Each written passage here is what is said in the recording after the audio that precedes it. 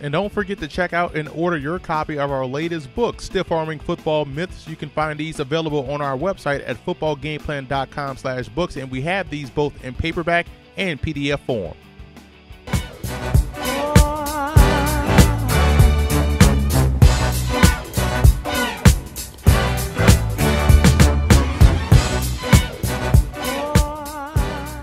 Welcome to footballgameplan.com, where football makes sense. I'm Emery Hunt, the czar of the playbook, and now that the 2015 NFL draft is complete, it's time to look back and evaluate the team's draft. We're going to look at the players they selected, where they fit, and also some undrafted free agents that you want to keep an eye on.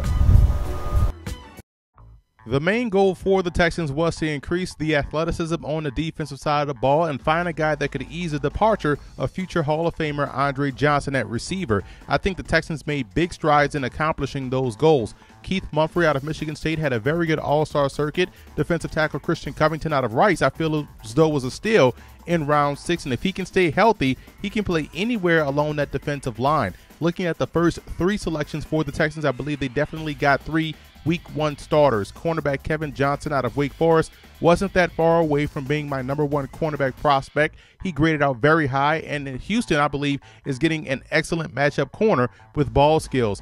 Benardrick McKinney is an average inside linebacker prospect, but an excellent outside linebacker prospect, and the Texans plan to play him as an outside backer, where his ability to accelerate and close to the quarterback should make him an instant threat defensively. And wide receiver Jalen Strong out of Arizona State is a guy that compares favorably to the Saints' Marcus Colston. An injury forced him to slide down the draft board, but the Texans get a big play wideout to complement DeAndre Hopkins.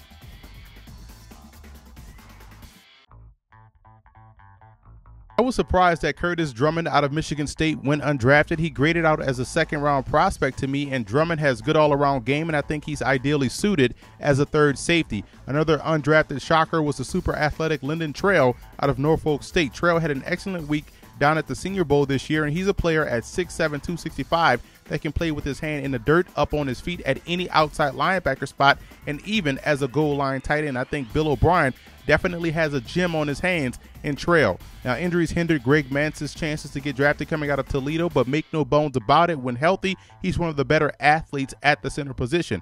Tight end Kyrie Lee out of Bowie State was solid during the East-West Shrine Week, and he's your typical move tight end that's still getting nuance in the run blocking department, but overall a guy with some upside.